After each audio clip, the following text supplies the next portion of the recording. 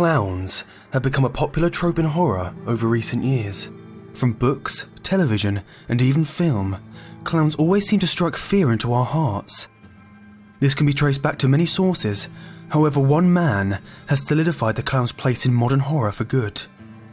John Wayne Gacy, also known as Pogo the Clown, was an infamous serial killer, active from 1972 to 1978. Charged for 33 murders and suspected of even more, he was later executed in 1994 for his heinous crimes. But what is the story behind this infamous killer clown? Born March 17, 1942 in Chicago, he and his siblings were abused by their drunk and homophobic father. When Gacy reached age 9, he was molested repeatedly by a friend of the family. However, Gacy could never tell his father, knowing his views towards any homosexual acts. Gacy also struggled making friends at school, as a heart condition kept him from playing like a normal child. Gacy would later have an inner battle over his sexuality, after realising he was attracted to men, despite his father's views on homosexuality. To escape the abuse and ridicule at the hands of his father, Gacy moved to Las Vegas. It's rumoured that while working in a mortuary to earn enough money to live, Gacy climbed into one of the coffins and fondled the corpse of a teenage boy. He returned to Illinois in 1964, getting married, having 2 children, and joining the JCs, a leadership training organisation. Gacy later got a job from his father-in-law, managing several fast food chains in Iowa, which is where he moved his family. Joining the Iowa sector of the JCs, it seemed like Gacy's life would be perfect for most. However, Gacy had other desires. After managing the restaurants for a while, he began inviting male co-workers to his house to drink beer and play pool in the basement. This is when he began making sexual advances on the boys, but didn't commit his first assault until 1967. As time went on, more and more boys were lured in and assaulted by Gacy. After paying an employee to beat one of his victims to stop them from testifying, Gacy was arrested and sentenced to 10 years in prison. His wife divorced him and he lost his management career. Unfortunately, Gacy wasn't done.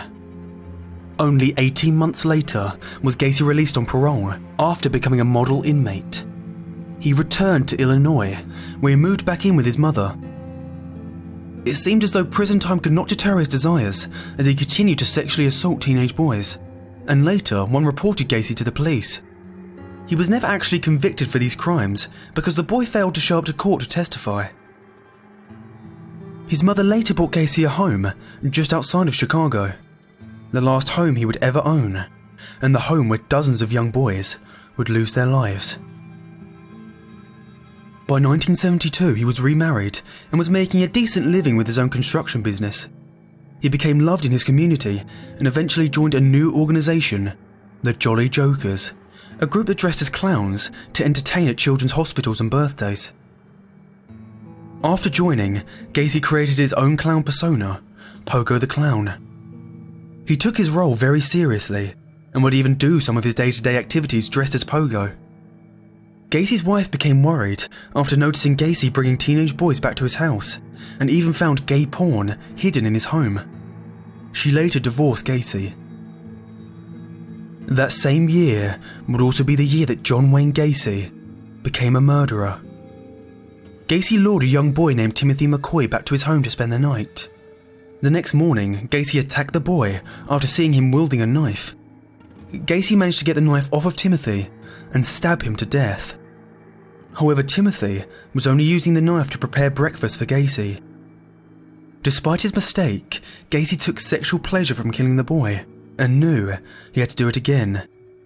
He buried Timothy under his house, but managed to control his desire for another 2 years, until he killed again. Gacy began luring boy after boy, many being his employees, back to his home to strangle them to death. Most disturbing, however, was that he often liked to dress as his child entertaining persona, Pogo the Clown, while he killed them. It wasn't until he ran out of room in his crawl space that he started dumping the boys' corpses in a nearby river. He even kidnapped a teenage boy at gunpoint, took him to his home, and sexually assaulted and tortured him repeatedly. He even let the boy go when he got bored of him. The boy reported Gacy to the police, but Gacy was able to convince them that what he did to the boy was consensual. After a boy who was going to meet with a contractor who turned out to be Gacy about a job went missing, the police began to close in on Gacy. They harshly interrogated him and kept him under such tight observation, he eventually broke down. Gacy confessed to everything in 1978. It's said that during his surveillance, Gacy said to an officer nonchalantly that clowns can get away with murder. Gacy was sentenced to death. While awaiting his execution, he often painted, even this disturbing image of himself as Pogo the Clown. He was killed by lethal injection in 1994.